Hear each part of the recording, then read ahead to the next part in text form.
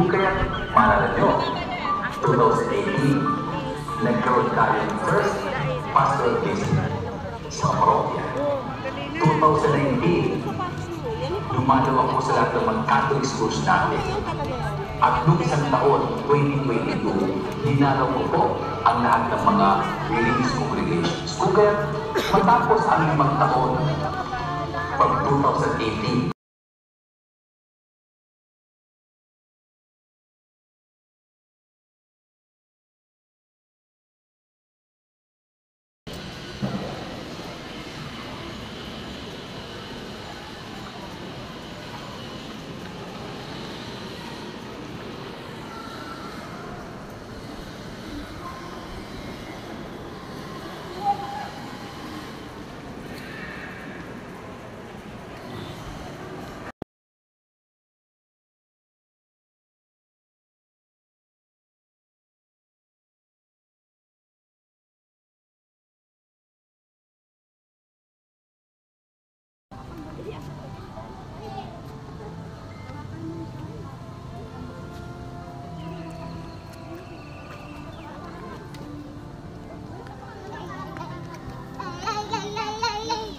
ang lahat po ay magsitayo.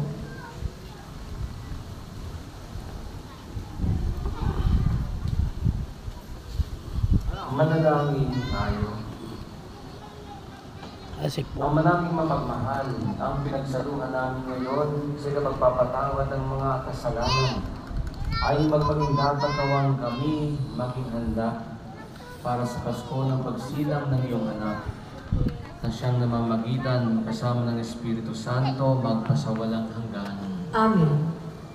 Panalangin ng pagtitiwala kay Santo Padre Pio, tayo pong lahat. Padre Pio, taga Pietrelcina, mongheng banal, pintakasing santo ng mileyong kasalukuyan, gabay namin